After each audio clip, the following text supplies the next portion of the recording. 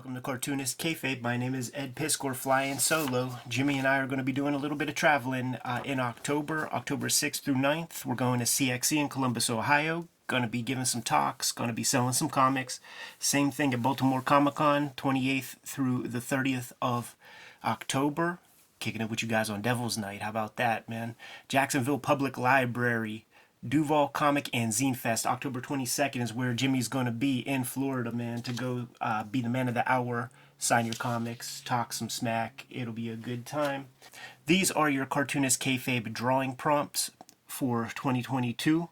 Make sure you at us on Twitter when you post an image. Make sure you hashtag us on Instagram when you post an image, and we'll be able to share as many of these as possible, and we'll certainly see most of the stuff that you guys post live.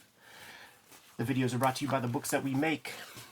These are the latest efforts that Jimmy and I have out in the wild. Hulk Grand Design Monster and Madness is what Jimmy has out there on the stands right at this moment. It's going to get that Treasury Edition treatment in early 2023. You could pre-order that through your comic shops and through Amazon right now.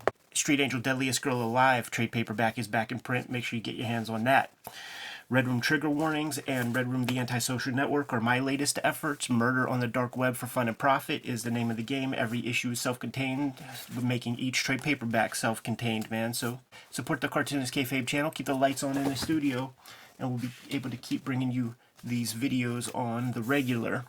The comic book we're going to be looking at today is The Spirit #1 by Will Eisner, put out by Kitchen Sink Comics in early, I think, 1984. Let's take a look at the indicia. October 1983.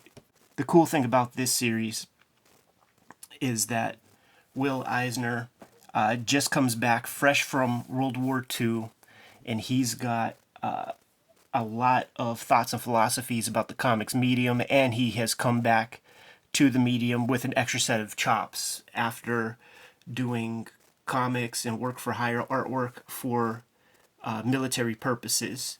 So these stories are printed in a linear fashion as opposed to some of the previous reprints where it would be kind of piecemeal and they would kind of cobble together the best strips that they can find rather than having any kind of linear order to them. And one of the interesting things when you read these in order, when Will comes back from the service, is that we see him kind of settling back into the rhythm of producing these 7-page stories every week. Over time, he's going to be getting a little bit more experimental, a little bit more formal with the medium, and it's kind of a pleasure to watch as he starts to go through the motions and keep things interesting for himself as he's putting these comics together again on a weekly basis. He left The Spirit. It was still coming out every week when he was gone, and the people that he trusted the comic with, he wasn't very impressed with their approach. It became far more about solving crimes and being a superhero than these kind of slice of life melodramatic stories that Eisner's kind of known for. So this is almost a reboot, starting with this issue of The Christmas Spirit that came out December 23rd, 1945. The Christmas Spirit was a regular feature that Will Eisner brought to the Spirit Sundays for 2 years when he established the strip before he went off to the war. And that was something that the new creative team did not really abide by in any way at all. And the idea with these Christmas Spirit stories is that the spirit takes a backseat to crime fighting and just allows nature to run its course. Off the bat, you get a pretty awesome splash page. It's kind of like a scrapbook. And I remember I actually drew this image when the old timers told me that Will Eisner and the Spirit was something that you need to study in order to figure out how to make comics. I took that to heart, and as a kid I remember drawing this image in my sketchbooks, and some of the very first comics I ever had published were actually Spirit inspired. I'll dig some of those out, and if you've seen some of the videos where I showed off a bunch of my early artwork, You could see that spirit story that I did. I had a character called The Law. This little old man, he's a sheltered old fella, and is just coming to the realization that there ain't no Santa Claus, as per his underlings. Breaks his frickin' heart. Look at that little bit of formal stuff at play off the bat. Will Eisner is back in the game, ladies and gentlemen. Got that serif font that looks like a typewriter, sharp as hell. Something that we'll associate with Will Eisner going forward in his graphic novel work and things. Very stagey, you know, you just get the exact stuff you need in the background to sell you on locale. But having that word balloon kind of break up, you just don't see that. You know, it's a very cool experiment that Eisner brought. This is a deflated man right here. And if this doesn't get you that little tear in the eye. These strips were shot from the printed matter from somebody's collection. There's a little blurb about the color in this comic, and they're almost apologizing for having to use printed archives for their reprints, but I'm quite comfortable with it. I think that the publishers were very nervous about putting this stuff out there, and you could see why, because this is essentially a photograph of the newspaper. You know, they said it's laser scanned, but the problem is that the black isn't just made up with black ink. It's made up with cyan and magenta and yellow. So when the plates slip, and certainly from the original source material, you could have had some fade in there anyhow. So now you're getting a reprint that's 2 generations removed from the original. Not ideal in that circumstance, but you know, it adds to the patina of those old comics as far as I'm concerned. Now this little old man, dejected, sad, he disappeared from his office, and it's a case for Central City PD. But guess what? The spirit, he's letting the Christmas spirit take care of this one, man. He's taking a powder for a day. Cut to a different situation where we have a bunch of department store Santas, and we have this former criminal who just got out of prison, and the only source of work that he can find is working with little kids as a department store Santa. He's not feeling too good about his opportunities, and writes his own letter to Santa saying that he's been good, he wants to go straight, he would appreciate a pardon, a couple of dollars could help set him right. These backgrounds, man, just giving you enough, like bridge underpass, you know, these are underground fellas. Character design is something that I think Will Eisner always excelled at. It's a very, very old school, like Landon School, Fleischer Brothers brand of cartooning. And he'll do this thing too where his characters have extremely long torsos, and their pelvis and legs are like, you know, the bottom quarter of their characters, his characters, in a lot of ways. In this old shack shows up the frozen carcass of Mr. Winklenod the millionaire. These guys are automatically assuming that they got the golden goose. They're going to hold this guy for ransom for the giant sum of $5,000. That's what they want for this ransom. They toss him in an old closet or something. It looks like a living room, right? It's got a fireplace and stuff. A conveniently placed fireplace, by the way. Gives him the space to melt, thaw out a bit just in time as 2 Santa Clauses come. Big Santa, Little Santa. There's a little something to that, man. Some story stuff there. As they bring their gifts, little Mr. Winklenod realizes, you know what? My underlings, they were bullshitting me. Santa Claus is real. Our guy wants to go do some traveling with Santa. He's got a couple $1 million, and he wants to spread the wealth, the touch. In fact, he overheard that these bad guys here wanted a ransom of $5,000. So our little old man is like, F it, let's give these guys $5,000, and I'll come along with you, Santa, and we'll drop some money in other people's costumes. I want to help the less fortunate. That seems like a nice thing to do. Really dig the color from the outside of this window treatment. You see the snow sitting on the slats there, and the noteworthy thing is that there is a 25% or so cyan over top of everything, including the flesh tones and stuff, to kind of sell that remove. You know, like these characters are behind glass. This is 100% magenta, 100% yellow, but this Santa outfit is 100% magenta, 100% yellow, 25% cyan, to give you that little bit of difference, like you're looking through something to see these characters. Great dynamic shot right here, worm's eye view. Got that little elf-like Santa kicking open that window. Got that full moon. Where are these shacks, by the way? Is this a vestige of the Depression? You know, those like little shanty hobo camps? Yeah, I don't know what that is, man. But you know, it would cost you probably $6 grand a month to live there in New York now. So it's finally Christmas morning in Central City. We established a bunch of characters, and let's see how the Christmas spirit treats them. Got your little shack. The bad guys who wanted the 5K, guess what? They got the 5K. Or a guy who wanted the pardon, got his pardon with $1,000 thrown on top of that, man. $1,000 in 1945. That must go a long way. And it certainly made this girl far more attracted to him. Mr. Winklenot just letting everybody know, listen, motherfuckers, Santa Claus is real, and I'm docking your pay for talking that kind of smack.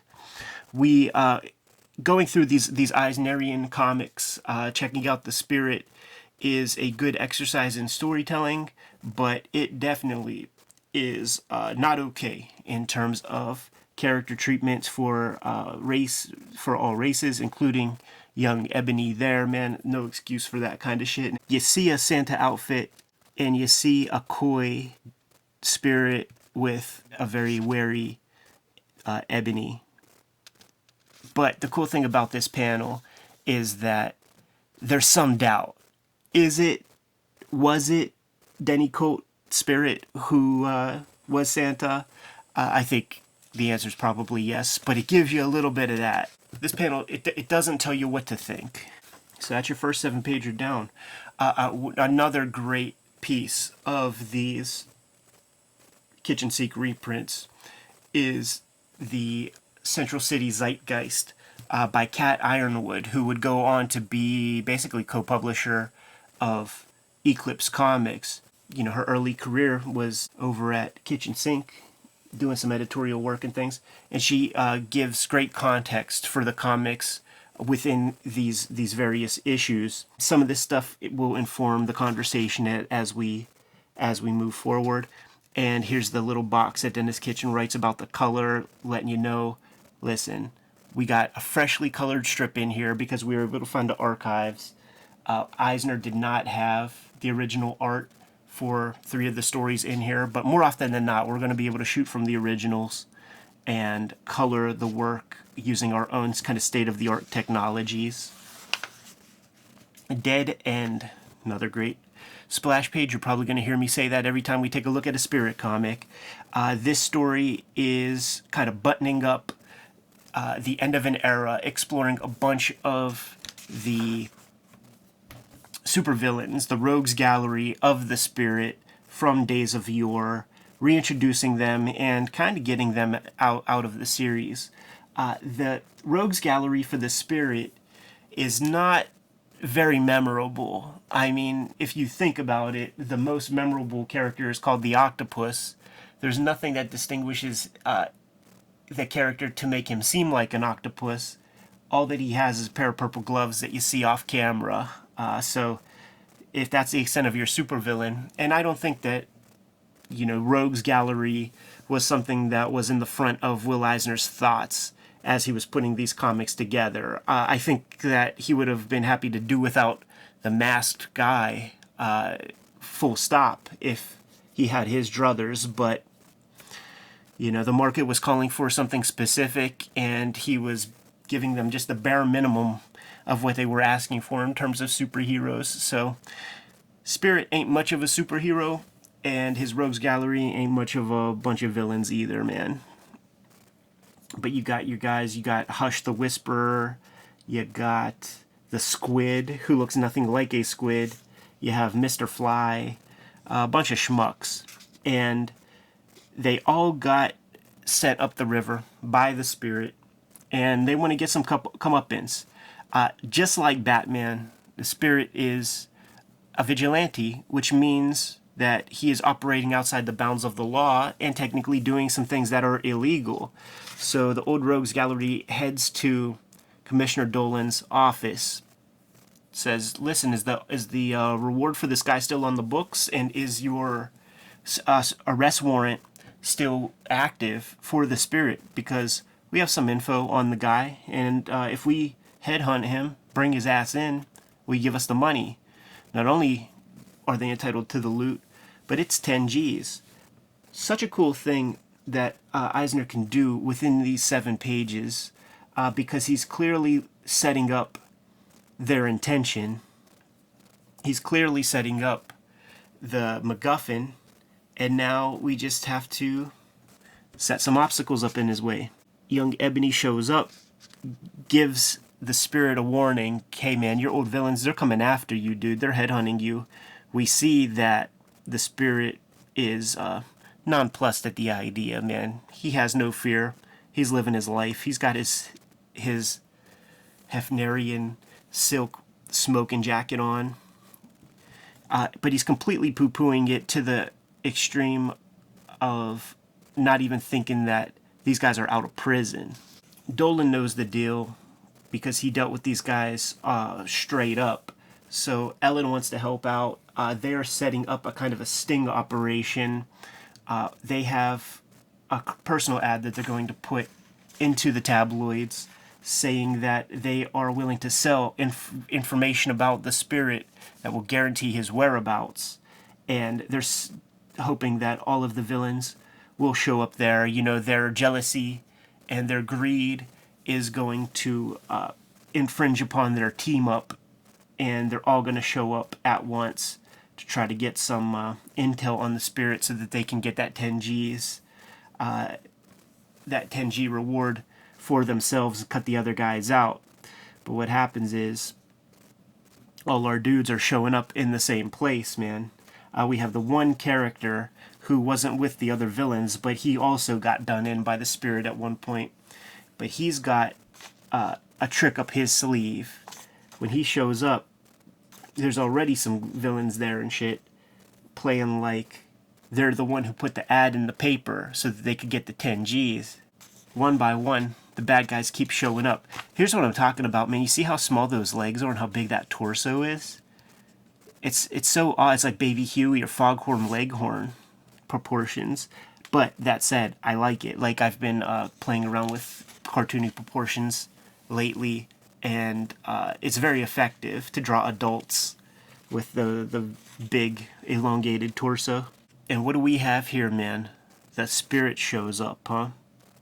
Gunfight goes down. Turns out that wasn't the spirit. It's yet another bad guy from the rogues gallery. He grabs a bag of money that some guy was going to use to solicit information on the spirit's whereabouts. But that bag of money had an atomic bomb. Not even just a regular ass pipe bomb or something. An atomic bomb. Blows those coins everywhere. Straight shrapnel. I mean, that is very dangerous. The bad guys are done in. Lots of dudes got shot. Lots of dudes got fucked up. And our final fella fucking got blown up. So this dispatches the old guard. This is Will Eisner saying, we need to start fresh.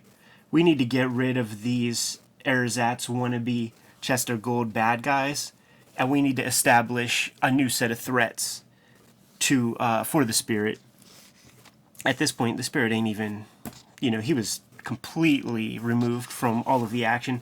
And that's one of those things, man. The spirit is not necessarily the most important part of any of these stories. I can't think of one story where he's like the most crucial guy.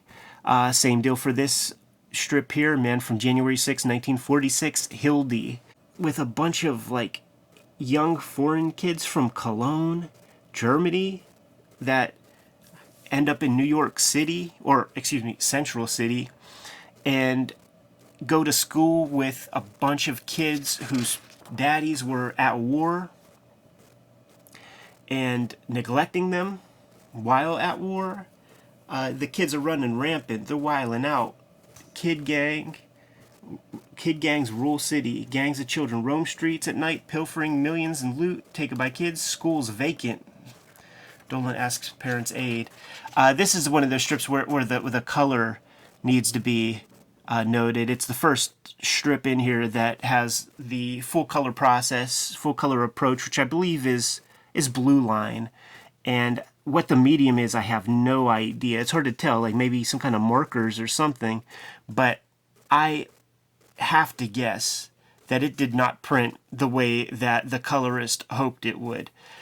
You might not even be able to see it, but there are like dark brown, orangish clouds on top of a brown sky right next to these brown pylons for piers. Like that doesn't work. And these purples are so dark that it's illegible stuff. Like, I absolutely prefer just shooting from the original newspapers than this hogwash here, man, because this is doing nothing for the comic. Like, there is black in the color mixture there. You can't even read that.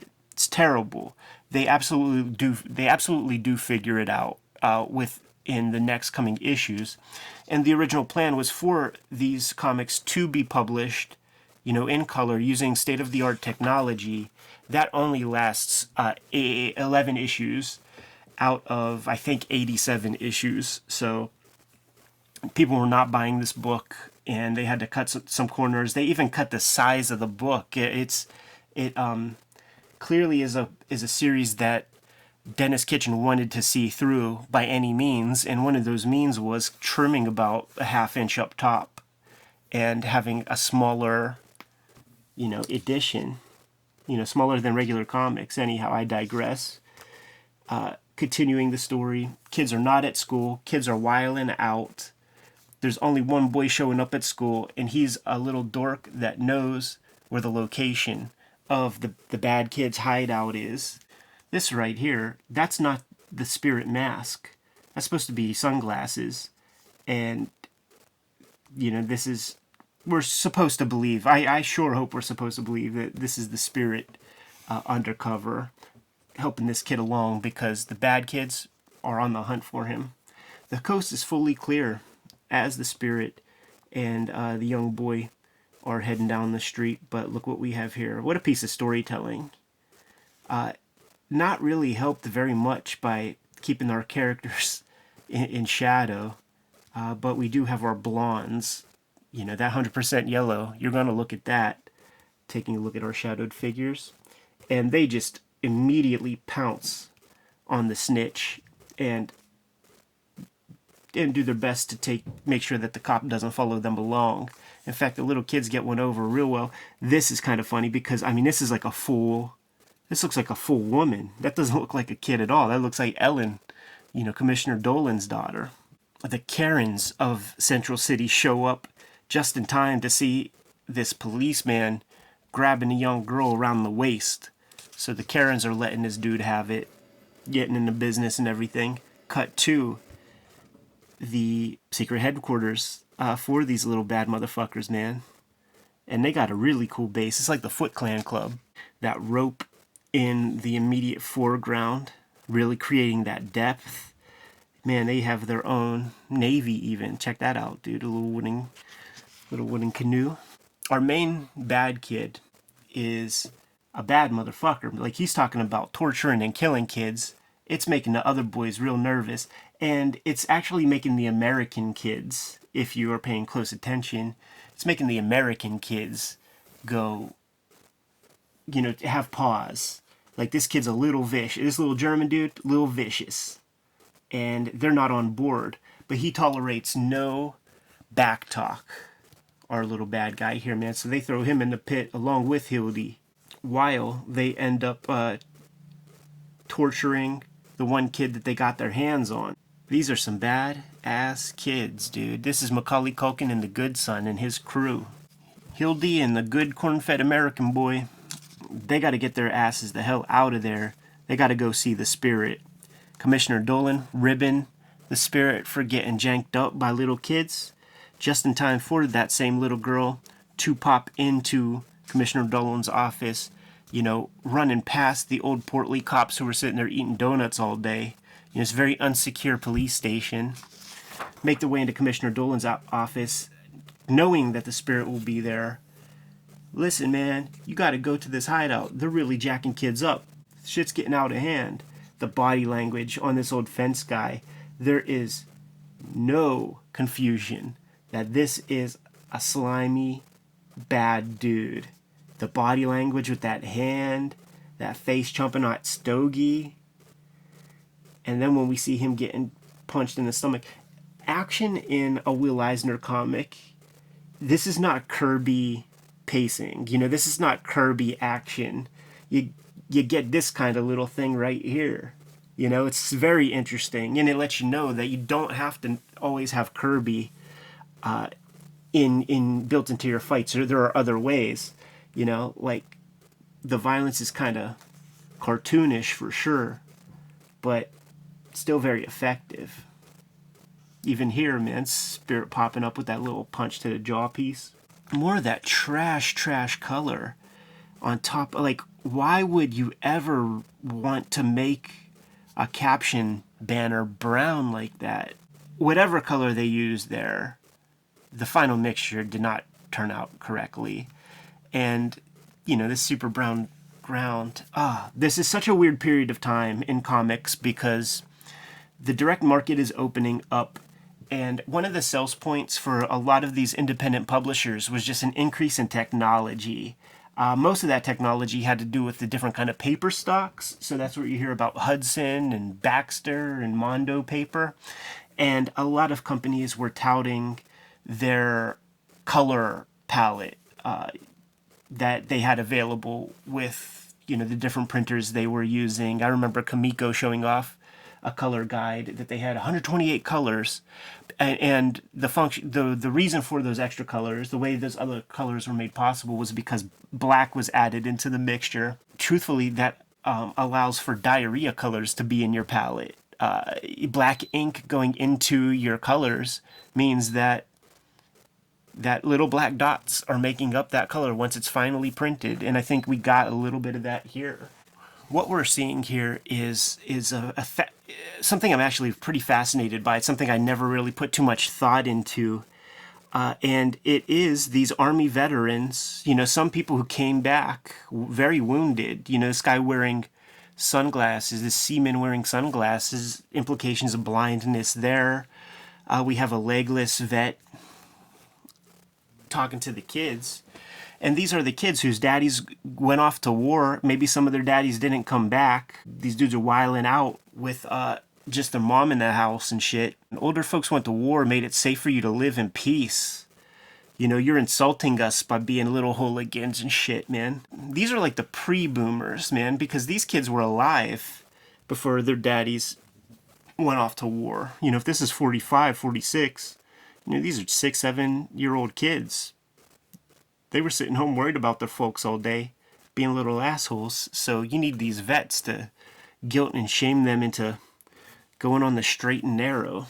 And kind of wrapping up with the first month of work, essentially, with Will Eisner back from the service, you get a kind of retcon origin for the spirit, and this origin will carry throughout. Jimmy and I did another video in the past. It was Alan Moore, Dave Gibbons reconvening and doing issue 1 of the New Spirit Adventures, where they retell this story here, which is, you know, fresh origin. So check out that video. I'll put that link in the description below, and it'll be on our end screen. But it's Commissioner Dolan talking to us, giving us the scoop on the Spirit origin. And it's Will Eisner, you know, using very simple language here to resell the public. In fact, you know, a lot of older folks no doubt remember Dennis Colt. You know, almost implying that the pre-war spirits are a different guy. showing off, man. You're going to see this spirit logo in many different perspectives. That's pretty fucking badass. So you have Dr. Cobra. He's our guy that we see on the cover here. Looking real vicious. Dr. Cobra working on some weird potions. Denny Colt, kind of a laissez-faire detective, gets the drop on them. Pulls out his gat piece before he gets clubbed on the back of the head. Look at the staging here. Denny Colt shows up, twirling his gun, playing around, man, like a Keystone Cop. You got the Erlenmeyer flask with the Bunsen burner underneath it. Dr. Cobra giving a supervillain monologue. Dude coming up with the blackjack. Hits Spirit on the bingo button, causing him to shoot the flask and get doused. Look at that smoke, dude. That ain't good shit. It's a putrid green. Denny Colt is dead. His heart stopped, man.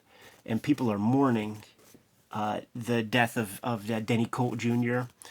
Doesn't take long, though, before a shadowy figure enters the office of Commissioner Dolan. And this is great lighting here. You know, you got a desk lamp, pure darkness in the background, and just that light right there. And a little rim lighting to let you see our guy. You don't even get the mask, really. He's rifling through Commissioner Dolan's files and bounces. But Commissioner Dolan, he's a detective back in the Sherlock Holmes days, man. So he's playing a hunch. He's making this young taxi driver, Ebony White, take him to Wildwood Cemetery. Man, there's already dudes fucking around out there trying to do some bullshit. Spirit shows up. You see him popping out right there, confronting these bad guys. They run away. Commissioner Dolan playing that hunch and is in fact correct. That is Denny Colt. We see that young Ebony is certainly hip to what's going down. And we get superhero logic in terms of how Denny Colt's going to sustain himself by living in a little apartment that he's fashioned for himself in the cemetery. He's got his dad's inheritance. He's going to be taking evidence money to survive and reward money when he busts criminals. Like, that's the deal. There's a little serpent background back there. How about that, dude? Creating a misty depth of field with the mausoleum that Spirit lives in. Got to revisit the Dr. Cobra, right? You know, can't let him get one over on our protagonist of our story. These backgrounds, man, it looks like Uncle Will running into a little bit of deadline stuff, man. Got to get this issue in because there's some wonky ass perspective here. Looks like hand done perspective that like isn't even going to a vanishing point. Very little background.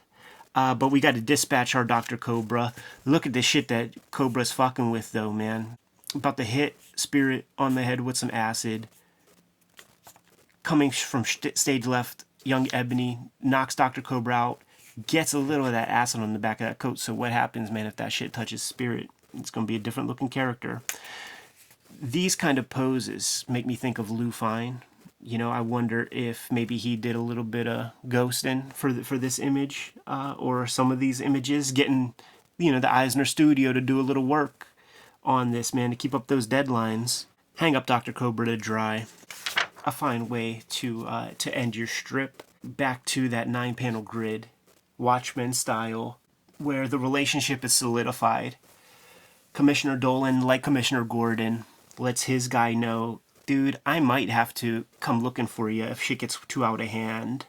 And the Spirit poking the bear, unfair game for anyone who could catch me. We got another Commissioner Dolan tear right there. Thick tear. A lot of tears in these old Eisner comics. Commissioner Dolan looking like the Sea Hag or Popeye. Gabby Hayes. There ain't teeth in that mouth. No siree. Sergeant Slaughter comes to mind. And we get more of that Spirit in several different perspectives. Really well done. Insanely well done. Showing off. The P gets bent in the same spot in every one of these images. But this is the send-off, man. Will Eisner is letting you know he's back. We did a Christmas Spirit story. We're bringing those back. We reintroduced a bunch of villains and got them out of the series. We're showing you, this is post-war, bunch of little kids, post-war, wiling out, to kind of give you a temperature of like what the social climate is that these strips are going to take place. And for those who need to be reminded, a fresh origin of the Spirit, not a bad issue #1 to reintroduce the series, the origin issue aptly titled.